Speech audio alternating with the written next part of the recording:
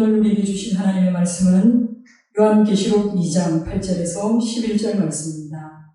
장차 받을 고난을 두려워하지 말라라는 제목으로 하나님 말씀 증거할 때에 하나님의 음성으로 들으시기 바랍니다. 여러분, 성경을 펼쳐보면요, 참 난감한 게 많습니다. 그것이 뭐냐면 이름과 지명입니다.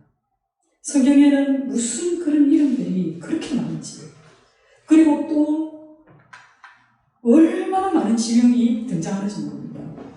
처음에 성경을 마음 잡고 나도 한번 읽어봐야지 하고 펼쳐보면요, 낙심하기 딱 좋은 게 바로 성경입니다. 이거는 읽으라고 쓴 것인지 아니면 그냥 보관해 두라는 책인지 구분이 안 될 만큼 지명이라든지 이름이 너무 많은데요. 교회 생활을 줄곧 하시는 분들은 이제 가릴 수 있습니다. 아, 이 지명 정도는 내가 기억했으면 좋겠다. 그죠? 그리고 또 이 정도의 왕은 내가 기억했으면 좋겠다. 라는 게 있습니다. 그런데 창세기만 보더라도 그 족보를 보면요, 어마어마하게 많은 이름이 나옵니다. 아, 창세기 재미없어서 안 되겠다. 그래도 창세기는 재밌죠. 왜냐하면 이야기니까. 아, 안 되겠어. 그러면 신약을 내가 읽어야겠다. 그래서 신약 성경을 딱 펼치는 순간 바로 절망합니다. 왜요? 또 족보 나옵니다. 그렇죠? 마태가 예수님의 계보를 마태복음 1장 1절부터 써내리가 하기 때문에 또 이 족보를 읽어내리는 게 인내심을 갖기가 어렵습니다. 그래서 어떨 때는 너무 읽기 힘든 본문은 그냥 살짝 넘어가도 됩니다. 그 다음부터는 읽으시면 되는데, 또 이 성경의 특징이라는 게 뭡니까? 내가 안다고 읽히는 게 아니라는 겁니다. 그게 문제입니다. 그래서 어떨 때는 나의 지식이 성경을 읽는데 걸림돌이 됩니다. 또 나의 경험이 이 성경을 읽는데 걸림돌이 될 때가 많이 있습니다. 오늘도 저희가 살펴볼 본문은요, 소아시아 7교회에 관련되는 이야기입니다. 그러면 소아시아는 도대체 어디야? 성경이 말하는 소아시아는 어딜까? 라는 의문점입니다. 여러분, 이게 뭡니까? 지도입니다. 그죠? 지도입니다. 여러분, 이 지도를 보니까 눈에 띄는 게 있습니까? 제일 먼저 여러분 눈에 뭐가 들어옵니까? 부채가, 부추는 보이는데 내가 다른 건 안 보이는데요. 네, 부추가 보입니다. 이 지역이 바로 우리가 알고 있는 이탈리아입니다. 그렇죠? 여러분이 보는 모니터에서 바로 오른쪽으로 가보겠습니다. 이곳이 어디겠습니까? 그러면 그리스입니다. 성경에서는 이 지역을 헬라라고 부릅니다. 그렇죠? 그리고 그 옆으로 좀 넘어가 볼까요? 이 지역이 바로 우리가 알고 있는 터키입니다. 터키, 이 지역이 성경에서 말하는 소아시아입니다. 소아시아에서 조금 내려오면요, 큰 바다가 있습니다. 그렇죠? 말 그대로 그 땅을 가로지르는 듯한 넓은 이 바다가 바로 어딜까요? 네, 맞습니다. 지중해입니다. 이곳이 지중해. 이것이 이 성경을 둘러싸고 있는 그 지역들입니다. 그래서 우리가 이 정도 지역들은 기억해 둬야 되는데요. 여기서 우리가 또 구약에서 보면은 또 우리가 무시할 수 없는 지역이 나옵니다. 바로 이 지역인데요. 여기가 어디입니까? 이집트. 성경에서는 이곳을 뭐라고 부릅니까? 애굽이라고 부릅니다. 그렇죠? 그 애굽 옆에 웬 뿔난 짐승 같은 모양을 하고 있는 바다가 보입니다. 이것이 바로 모세가 건넜다는 어디? 홍해입니다. 그렇죠? 그 홍해를 건너서 그 위쪽으로 올라가 보면 이거는 이 지도에서도요, 보이지가 않을 정도로 그냥 우리가 샤프펜 그것도 0.3mm로 콕 찍어낼 정도의 크기에 지나지 않는, 여기가 바로 우리 주님이 주로 사역하셨던 갈릴리 지역입니다. 이제 어느 정도 지도가 눈에 들어옵니까? 그렇습니다. 그럼 이제 그 다음에 팁으로요, 조금만 더 살펴볼게요. 저기가 우리가 좋아하는 프랑스입니다. 그렇죠? 프랑스라는 곳이고, 거기서 좀 더 아프리카 쪽으로 내려오면 처음 만나는 나라가 바로 스페인이고, 그 밑에는 포르투갈입니다. 그리고 포르투갈 밑에 아프리카 지역이 바로 모로코입니다. 그리고 또 중요한 지역이 바로 튀니지, 여기가 튀니가 됩니다. 그리고 또 갑자기 궁금해지는 게, 그렇다면 여러분 지도 잘 보세요.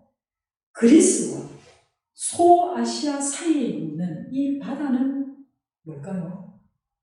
이 바다는 바로 에게데입니다. 그리고 저쪽에 호수같이 잠겨있는 이 바다가 바로 흑해입니다. 그렇죠? 이 정도 지역을 기억해 두면 성경 읽을 때 거리감이 어느 정도 생기게 될 겁니다. 자, 그러면 우리가 본 이 지역, 아까 소아시아가 지금의 어디다? 터키 지역이라고 얘기하지 않았습니까? 그럼 터키 지역은 바로 옆에 있던 그리스와 이 소아시아 지역, 그죠? 그 사이에 뭐가 있었다? 에게해라는 바다가 있었다. 그렇습니다. 자, 그러면 그 에게 밑에 보니까 반모섬이라고 있죠. 바로 이 반모섬에서 사도 요한이 그 도미티아누스 황제 때에 유배를 갔습니다. 도미티아누스를 여러분 기억할 필요가 있는 건요, 기독교 박해사에서 네로가 64년도에 기독교를 박해했다면 그 이후에 어느 정도 좀 잠잠했다가 도미티아누스 때 새로운 박해가 시작됩니다. 그 박해 때에 쓰여진 책이 바로 요한계시록입니다. 바로 저 반모섬에서 요한이 천상의 예수님을 만나게 됩니다. 그 계시의 말씀을 소아시아에 있는, 지금 아래에서부터 에베소가 있고 그 위에 뭐가 있습니까? 스모나가 있습니다. 우리가 다음 주에는 버가모 교회에 대해서 설교를 하게 될 것입니다. 이 서머나 교회, 우리가 저번 시간에는 에베소 교회를 다루었습니다. 궁금하신 분은 유튜브를 참고해서 설교 말씀을 들으시기 바랍니다. 이 서머나 지역은요, 에베소로부터는 120km 북쪽에 있는 지역입니다. 그리고 이 지역은요, 에베소가 이 소아시아에서 가장 큰 도시였다면 이 서머나는 가장 아름다운 도시였다라고 불려지는 것이 바로 이 서머나입니다.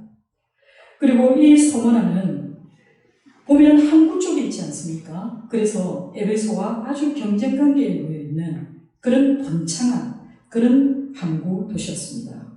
서머나는 얼마나 그 지역이 아름다웠는지 아시아의 왕관이다. 또 이 지역을 아시아의 꽃이라고 불릴 정도로 이 소아시아 지역에서 가장 아름다운 그런 도시로 불려졌다는 사실입니다.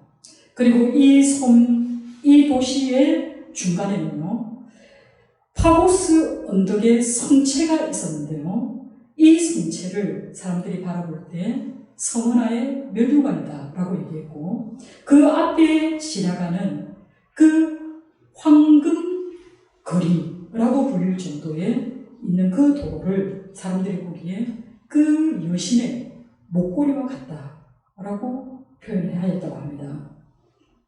이곳은 그런데요, 굉장히 기독교적으로 중요한 지역입니다. 주후 2세기에 안디옥의 이그나티우스라는 교구가 로마로 가던 도중에 서머나에서 편지를 쓰기도 했고, 또 그가 유럽을 가기 직전에 드로아에서 그 서머나의 감독이었던 폴리카백에 편지를 쓸 정도로 이 서머나는 기독교 중심 그런 도시였습니다. 그리고 또 이 서머나의 특징은요, 예루살렘이 몇 년도에 망합니까? 예루살렘은 70년에, AD 70년에 그 로마의 티투스 장군에 의해서 예루살렘이 완전히 망하게 됩니다. 이 망할 때에 많은 유대인들이 흩어지게 됩니다. 이 흩어졌던 사람들 중에서 많은 사람들이 이곳에 정착하게 됩니다. 그래서 이들은 로마에 아주 적극적으로 옹호합니다. 그래서 로마가 카르타고와 싸울 때에 로마를 도와주었습니다. 그래서 로마 당국으로부터 하나의 민족 단체로 인정을 받게 된 것이 바로 이곳에 머물렀던 디아스포라 유대인들입니다. 그리고 이 지역은요, 기원전 195년에 로마의 여신 신전을 건립했던 곳이고, 또 193년에는 그 로마의 최초의 황신전을 이곳에 건립했던 곳이 바로 이 서머나 지역입니다. 그뿐만 아니라 이곳에는 의술의 신이라는 아스클레피우스 신전도 있었고요. 또 유명한 그런 어떤 경기장, 그리고 도서관, 극장들이 있었습니다. 그리고 우리가 너무나 잘 알고 있는 그리스의 유명한 신, 이 호머가 바로 이곳 출신이라는 사실입니다. 이런 시대적 배경 속에서 서머나 교회의 성도들은 그 로마 시대에 완연했던 황제 숭배를 강요당하는 것을 거부했습니다. 그리고 이들은 또 유대적인 그런 율법 기치 아래서 기독교인들을 배척하는 그 유대인들로 인해서 많은 박해와 그런 어려움을 겪었던 사람들이 바로 이 서머나 지역의 사람들이었습니다. 도시는 물질로 풍요하였지만 서머나 교회의 사람들은 가난했습니다. 왜 가난했을까요? 그것은 기독교에 대한 적대적인 경쟁이 이 도시에 너무나 완연했기 때문입니다. 이 당시에 그리스도인으로 산다는 것은 바로 죽음을 각오하는 것입니다. 내가 그리스도를 나의 주, 나의 하나님이라고 고백하는 그 순간 나는 죽어도 좋습니다. 라는 고백이 바로 이 당시의 신앙입니다. 이런 교회에 처음이며 마지막이요 죽었다가 살아나신 이 곧 부활의 주님께서 말씀하셨습니다. 여러분, 처음이요 마지막이라는 이 표현, 그리고 우리가 성경을 살펴보면 알파와 오메가, 그리고 처음과 끝이라는 이 용어는요 모두 동격으로 사용되는데 누구와 동격이냐면 하나님과 예수님을 동격으로 보고 있다는 것입니다. 처음과 나중이라는 이 표현은 이사야서에 살펴보면 이것은 하나님에 대한 호칭입니다. 그럼에도 불구하고 이 호칭을 요한이 예수님께 적용했다는 이 말은 예수께서 역사를 주관하시는 그 하나님, 그리고 전능하시고 절대적인 그 유일하신 하나님과 동등하다라는 그런 의미가 될 것입니다. 즉 예수님은 하나님이 가지고 계시는 그 주권과 그 위엄과 그 권능을 우리 주님도 동일하게 가지고 계신다는 것을 말씀하고 있는 것입니다. 하나님께서 온 우주의 주권자인 것과 마찬가지로 알파와 오메가 되시는 주 예수 그리스도는 만물의 주인이시며 만왕의 왕이시라는 이 위대한 선언, 이 아름다운 선언은 그 박해 가운데 있는 그 고단한 그리스도인들에게 얼마나 큰 위로가 되고 기쁨이 되었는지 모릅니다. 하나님의 아들 예수 그리스도의 복음의 시작이다 라고 선포되었던 것처럼 그 당시의 모든 사람들은 복음이라고 하면 황제가 전쟁에서 승전하였을 때, 왕실의 자손이 태어났을 때 그들은 그것을 복음이라고 생각하였습니다. 그러나 마가가 선언하였던 것과 마찬가지로, 그리고 요한이 지금 요한계시록에서 선언하는 것과 마찬가지로 이 복음은 만물의 주인 되시고 만왕의 왕 되신 그 그리스도께서 너희를 알고 계신다 라는 말씀으로 시작되고 있다는 것입니다. 서머나 교회는 당시의 그 황제 숭배와 그리고 로마 제국의 그 정책에 저항했던 교회입니다. 그러다 보니 이 교회의 형편은 말할 수 없이 어려웠습니다. 그래서 신학자 회모는요, 폭도들이 그리스도인의 소유물을 파괴하고 그리스도인은 직장에서 따돌림을 당하고 심지어 직업을 잃는 경우가 많이 있었다라고 기록하고 있습니다. 그래서 부유한 성원 안에 살고 있었지만 그들은 환란과 궁핍을 면할 수 없었습니다. 환란이라고 하는 것은 외부에서 들어오는 박해입니다. 그리고 궁핍이라고 하는 것은 그 환난으로 인해서 생기는 물질적 가난입니다. 여러분, 왜 이들은 스스로 가난을 선택했을까요? 왜 이들은 하나뿐인 목숨을 버리기를 마다하지 않았을까요?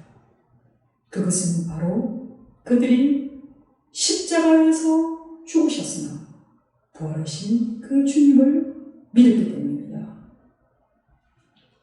성원아의 그 가난과 궁핍을 기억하신 그 주님은 오늘날 우리의 모든 처지와 형편도 다 헤아리실 줄 믿습니다. 주님께서 환난과 궁핍 가운데 함께 하신다는 그 믿음을 붙든 그 연약한 성원아 교회를 우리 주님은 위로하시고 또 격려해 주시기 위해 저도 이렇게 말씀하신 것입니다. 우리가 생각할 때 내 형편이 너무 가난한데 내가 지금 직업도 잃고 또 어디 가서 밥 벌어먹고 살 수 없을 만큼 사회로부터 소외되어 있는데 그럼에도 불구하고 우리 주님은 성원아 교회를 보고 이렇게 말씀하십니다. 실상은 내가 부요한 자라고 말씀합니다. 놀랍지 않습니까? 여러분, 어떻게 해서 이들이 부요할 수 있습니까? 하나님이 보는 시선과 인간이 보는 시선이 이렇게 다르다는 것을 우리는 알게 됩니다. 실제로 이 소아시아 7교회 가운데 나중에 언급할 4대 교회가 있습니다. 4대 교회에 대해서 우리 주님은 실상은 너는 죽은 자다 라고 책망하셨습니다. 그리고 소아시아 교회 가운데 맨 마지막에 편지를 받게 되는 라오디게아 교회에 대해서는 우리 주님은 아주 구체적으로 이들을 책망하십니다. 라오디게아 교회도 넘쳐나는 부로 인해서 그 지역에서 나오는 많은 토산물로 인해서 그들은 불을 누렸습니다. 그들은 스스로 얘기하기를 나는 부자다. 부요하고 부족함이 없다. 라고 얘기하였습니다. 그러나 우리 주님의 평가는 어떻습니까? 우리 주님은 그들을 향해서 내 공고한 것과 가련한 것과 가난한 것과 눈먼 것과 헐벗은 것을 알지 못하는구나 라고 책망하였습니다. 소아시아 7교회 가운데 유일하게 2교회만이 칭찬받고 또 유일하게 2교회만이 아무런 칭찬도 경고도 없이 책망만 받는 교회가 있었습니다. 칭찬받는 교회는 환난과 궁핍 가운데서도 믿음을 지켰던 그 성원아 교회, 그리고 너무나 작은 교회였지만 강하게 하나님 나라의 기둥 같은 일꾼으로 쓰임받았던 빌라델비아 교회입니다. 그러나 넘쳐나는 부로 인해서 그리고 생활의 안정감 때문에 스스로 고난하여졌던 4대 교회와 그리고 라오디게아 교회는 칭찬 없이 경고 없이 오로지 책망만 받았던 그런 교회였다는 것을 기억하시기 바랍니다. 우리 교회 내에서도 우리는 교회를 바라볼 때에 수적으로 크고 건물이 크고 또 양적으로 평창한 교회, 그리고 성도 가운데서도 자식들이 좋은 대학 가고 또 남편이 승진하고 좋은 집 사고 차 산 사람은 하나님의 축복을 받는 그런 사람들이 같다. 그런데 저 사람은 맨날 새벽교회로 가서 눈물 흘리고 콧물 흘리고 그래도 생활의 변화는 한 개도 없는 것 같다. 이런 사람들을 볼 때 여러분들 어떻게 생각하십니까? 진실로 하나님 앞에 엎드린 사람들이 복되다고 생각하십니까? 아니면 자식 잘 되고 남편 잘 되고 집 사고 차 사고 이 사람들이 잘 됐다고 생각하십니까? 과연 하나님의 평가가 어디에 있는지 여러분들 스스로 한번 생각해 보시기 바랍니다. 그래서요, 토저 목사님은 이렇게 말씀하십니다. 그리스도가 사랑하는 것을 사랑하고 그리스도가 미워하는 것을 미워하고 그분이 소중히 여기는 것을 소중하게 여기는 것, 그것은 우리의 지성까지도 그리스도께 굴복시키는 것, 이것이 바로 영적인 성공이다 라고 말씀하고 있는 것입니다. 이 당시에 소문화 교회의 가장 큰 문제는 바로 자칭 유대인이었습니다. 이 자칭 유대인들이 기독교인들을 비방하고 또 기독교인을 박해하였습니다. 이들은 외형적으로는 유대인이지만 그들은 그 내면에 참 이스라엘 백성이 아니라는 것입니다. 그들이 진정으로 유대인이라면 기독교인을 박해할 수 없습니다. 그런데요, 우리는 기독교 역사를 통해서 기독교인들과 그리고 유대인들이 이제 어떤 회의를 통해서 완전히 갈리는 그 순간을 맞이하게 되는데요. 그것이 바로 AD 90년에 있었던 양리아 회의입니다. 그 양리아 회의에 나오는 기도문 중에는요, 그리스도인을 저주하는 기도문도 있습니다. 그들이 매번 기도를 드릴 때 이 저주문을 읽습니다. 이렇게 유대인들은 이 양리아 회의를 통해서 자신들만이 유대인이라고 주장합니다. 이 말은 무슨 말입니까? 우리만 하나님의 백성이라는 겁니다. 그러나 바울이 증가했던 것처럼 속사람이 참 이스라엘이 아닌 그런 사람은 하나님의 사람이 아니라는 겁니다. 그들은 그리스도인을 이단으로 정죄했습니다. 그리고 그들은 로마 정권과 합세하여서 회당에서 그리스도인을 쫓아냈습니다. 여러분 한번 생각해 보세요. 우리 주님도 회당에서 설교하셨습니다. 바울도 선교지를 갈 때마다 회당을 찾아갔습니다. 그러나 90년 이후로는 이제 그리스도인들이 회당에 들어갈 수 없었다는 것입니다.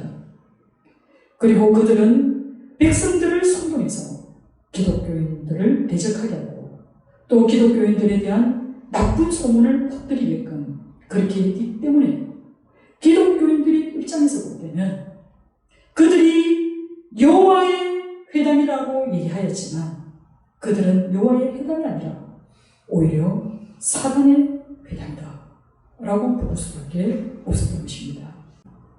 히브리서 4장 15절에 히브리서 기자는 이렇게 얘기합니다. 우리에게 있는 대제사장은 우리의 연약함을 동정하지 못하시리 아니요 모든 일에 우리와 똑같이 시험을 받으신 이로되 죄는 없으시리라. 아멘. 여러분, 우리 주님의 일생을 생각해 보시기 바랍니다. 우리 주님의 일생을 생각해 보면요, 우리 주님은 언제나 약자들 편에서, 그리고 가난한 자들 편에서, 그리고 억눌리는 자들 편에 섰습니다. 우리 주님이 언제 기독권에 편성하여서 그가 그의 이름을 높이고자 했습니까? 그런 적 없습니다. 그런데 오늘날 우리 교회들은 어떻습니까? 오히려 교회들이 침묵할 때 하나님은 돌을 들어서라도 말씀하시겠다 하셨습니다. 우리가 암울한 시대를 보낼 때에 우리 기독교인들이 이 땅에서 빛과 소금의 역할을 담당하지 않는다면 하나님의 공의가 이 땅에서 결코 실현될 수 없다고 생각합니다. 세상이 어렵고 힘든 것은 기독교인들이 제 역할을 감당하지 못하기 때문이라고 저는 생각합니다. 여러분이 있는 자리에서 여러분이 그리스도의 향기로, 그리스도의 편지로 우리 주님이 부탁하신 그 일을 감당하시는 여러분 되시기를 주님의 이름으로 축원합니다. 우리 주님은 한란과 궁핍 가운데에서도 서머나 교회에게 충성을 요구하실 수 있는 분입니다. 왜 그렇습니까? 우리 주님은 친히 체험하셨습니다. 죽어도 살 수 있다는 것을 우리 주님이 몸소 실천해 보이셨기 때문에 내가 죽어서 죽게 되더라도, 내가 고통 가운데 살아간다 하더라도 그것은 곧 부활과 생명으로 이어져 갈 것이기 때문입니다. 그러나 여러분, 우리의 이 고난의 시간이 10일 동안 환난을 받으리라 라고 말씀하시는 데에서 여러분 힌트를 얻으시기 바랍니다. 우리의 고난은 있을 수밖에 없습니다. 그러나 그 고난은 제한적이라는 겁니다. 영원하지 않다는 겁니다. 그렇기 때문에 우리가 붙들어야 할 것은 영원한 생명을 주실 그 하나님, 그리고 그 하나님의 나라를 위해서 여러분들이 껴 있어야 한다는 겁니다. 본문의 말씀에 보면 이 박해 기간 동안 시험을 받게 하리니라고 표현합니다. 시험을 받게 하시는 분도 하나님이시라는 겁니다. 하나님께서는 사단에게 어느 정도 그들이 활동할 수 있도록 허락하십니다. 그러나 이 사단조차도, 이 마귀조차도 하나님의 주권 아래 있음을 기억하시기 바랍니다. 하나님이 우리를 시험하실 때에는 우리를 잘못되게 인도하시려는 것이 아닙니다. 하나님이 우리를 시험하시는 그 이유는 우리를 하나님의 사람으로, 그리고 하나님의 영적인 용사로 연단하고 또 힘을 얻어서 이 땅에 선한 싸움을 하는 선한 일꾼으로 정금같이 나오게 하시기 위한 하나님의 뜻이 있는 줄 믿으시기 바랍니다. 우리 주님께서 내가 죽도록 충성하라, 그리하면 내가 생명의 관을 내게 주리라 말씀하셨습니다.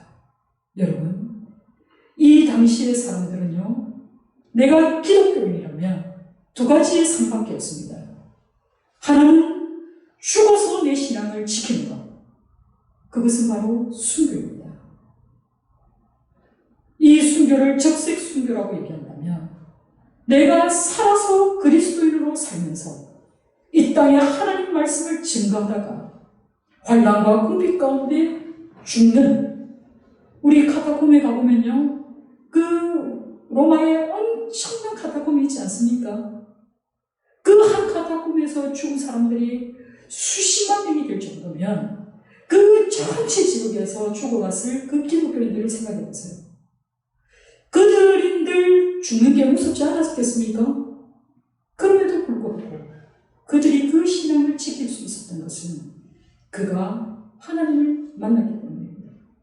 그가 십자가의 하나님, 그리고 부활하신 그 영광의 주님을 그들이 믿었기 때문입니다.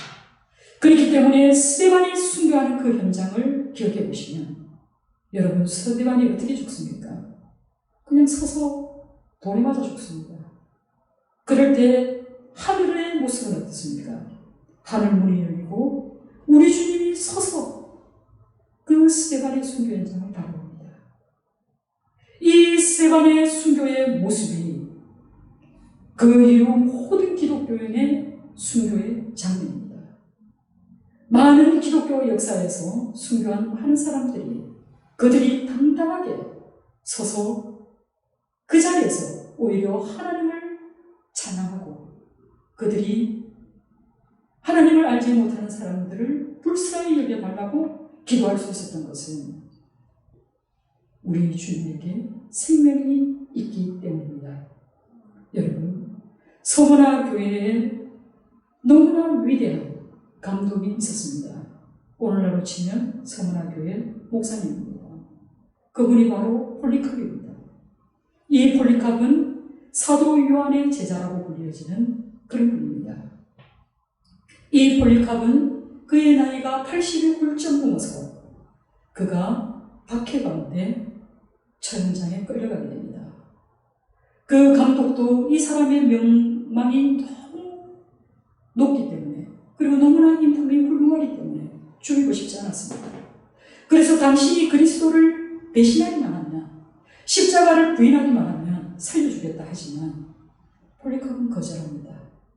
그분이 한 번도 나를 배신한 적이 없는데 그리고 그분이 일평생 나를 지켜주셨는데 내가 어찌 내일 살자고 그분을 배신할까?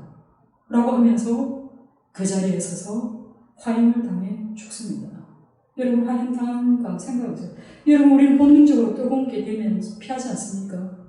그러나 폴리카본요, 자기를 묻지도 말라고 얘기합니다. 내가 도망가지 않을 테니 그냥 태워라. 그래서 그 자리에서 그렇게 죽은 사람이 바로 폴리카본입니다. 이 폴리카본이 성원하에서는 12번째 순교자였다라고 기록되어 있다는 것입니다. 여러분, 우리 주님께서 우리에게 충성을 요구하시는 이유는 당연합니다. 우리 주님이 하나님 앞에 충성하셨습니다. 그리고 우리 주님이 우리에게 충성하셨습니다. 여러분, 우리 주님이 이 땅에 오신 이유는요, 예수께서 증인으로서 이 땅에 오셨다는 사실을 기억하시기 바랍니다. 예수 그리스도는 우리의 증거의 대상이기도 하지만 예수님 자신 또한 증인으로서 증거하기 위해 이 땅에 오셨다는 것입니다. 요한복음 3장 23절에 그가 친히 보고 들은 것을 증언하되 그의 증언을 받은 자가 없도다. 얼마나 슬픕니까? 우리 주님은 자신이 천상에서 하나님과 함께 있을 때 그 모든 사실을 이 땅에 와서 우리에게 전해 주었으나 아무도 듣지 않더라는 것, 믿지 않더라는 것. 그리고 요한복음 18장 37절에 그가 이 땅에 오신 이유를 분명히 기록하고 있습니다. 빌라도가 이르되 그러면 네가 왕이 아니냐? 예수께서 대답하시되 네 말과 같이 내가 왕이니라. 내가 이를 위하여 태어났으며 이를 위하여 세상에 왔나니 곧 진리에 대하여 증언하려 함이로다. 여러분, 이것이 우리 주님의 음성으로 들리시기 바랍니다. 예수님께서 이 땅에 오신 그 이유는 진리를 증언하기 위해서입니다. 그가 보고 들은 그 하나님 나라를 증언하기 위해서, 그 아름다운 하나님 나라를 우리에게 가르쳐주기 위해서 우리 주님이 이 땅에 오셨던 겁니다. 그리고 예수님 자신이 하나님 나라의 왕이시면서 동시에 하나님 나라의 증인으로서 이 땅에 오셨다는 것을 여러분 기억하시기 바랍니다. 예수님께서 충성스러운 증인이라고 말할 수 있는 이유가 바로 여기 있습니다. 예수님은 당신의 증언할 것에 그의 목숨을 거셨습니다. 여러분, 헛된 데에 목숨 거는 사람 있습니까? 실수로 걸었다가 얼떨결에 죽을 수 있습니다. 그러나 진정으로 우리가 목숨을 걸 때는 그것이 참일 때, 진리일 때, 진실일 때 우리는 목숨을 걸 수 있습니다. 그렇기 때문에 증언을 위해서 목숨을 버렸다고 하는 것은 예수님께서 지금 하시는 이 말씀이 얼마나 값지고 참된 것인가를 우리에게 증명해 보여주신 것입니다. 여기서 요한은 예수님의 죽음은 곧 대속적인 죽음이면서도 동시에 증인으로서의 죽음이다 라고 말씀하고 있는 것입니다. 예수님은 충성스러운 증인의 원형입니다. 그리고 우리 주님은 순교자의 원형이 되십니다. 우리 주님이 십자가에서 돌아가실 때 그 아우성치는 무리를 향해서 주님이 말씀하셨습니다. 주여, 저들을 용서하여 주소서. 저들이 지금 무슨 잘못을 하고 있는지 모르나이다 라고 말씀합니다. 스데반이 순교할 때도 스데반도 똑같이 말합니다. 저들을 용서하여 주소서. 우리도 마찬가지입니다. 우리도 그리스도인으로 살아갈 때 네 한 주먹 내 한 주먹 그렇게 사는 거 아닙니다. 그냥 그리스도인은 그냥 치면 맞아야 됩니다. 그리고 주는 자가 복이 있다 말씀하신 것처럼 우리는 베풀고 나누며 선주고 사는 그런 사람이 되어야 할 줄 믿습니다. 여러분, 우리의 고난이 아무리 크갈지라도요, 하나님께서는 우리가 그 고난을 감당하게 하십니다. 바울은 고린도전서 10장 13절에 사람이 감당할 시험 밖에는 너희가 당한 것이 없나니 오직 하나님은 미쁘사 너희가 감당하지 못할 시험 당함을 허락하지 아니하시고 시험 당할 즈음에 또한 피할 길을 내사 너희로 능히 감당하게 하시느니라. 사랑하는 성도 여러분, 지금 여러분은 얼마나 어려운 처지에 있습니까? 그러나 이 모든 시간도 다 지나갑니다. 이 어려운 시간 때문에 여러분의 신앙을 저버리는 그런 일은 결단코 없어야 할 것입니다. 우리가 이 신앙을 잘 지킬 때, 죽도록 이 믿음을 잃지 않을 때 우리 주님께서 주실 상급은 두 가지입니다. 하나는 생명의 멸류관을 얻게 하리라 말씀하셨고, 또 두 번째의 상급은 뭡니까? 너희가 이 어려움을 이기는 자는 둘째 사망의 해를 당하지 아니할 것이다 라고 약속해 주셨습니다. 여러분, 첫 번째 사망은 이 세상 모든 사람은 다 죽는다는 것입니다. 그렇지만 두 번째 사망은 뭡니까? 이것은 모든 생명의 마지막 죽음을 의미합니다. 우리는 누구나 다 죽습니다. 물론 무신론자들이나 혹은 유물론자들은 하나님을 믿지 않기 때문에 모든 것은 다시 무로 돌아갈 것이다 라고 생각할지도 모르겠습니다. 그러나 우리는 분명히 기억합니다. 우리의 삶은 여기서 끝난다 할지라도 우리에게는 영원한 심판과 영원한 생명이 기다리고 있다는 것입니다. 우리가 죽어서 마주할 그것은 아무것도 없는 무의 세계가 아니라 하나님 앞입니다. 하나님 앞에 나아갈 수 있는 자는 어떤 자들이 나아갈 수 있습니까? 주 예수 그리스도를 믿어야 합니다. 주 예수 그리스도를 믿는다는 것은 나의 생명보다 더 귀한 일입니다. 이것은 우리의 이 땅에서의 삶은 잠깐이지만 영원한 삶이 기다리고 있는 그 하늘나라, 우리 주님께서 상급으로 주실 그 생명의 멸류관을 다 받게 되는 성도 여러분 다 되시기를 주님의 이름으로 축원합니다. 기도하겠습니다.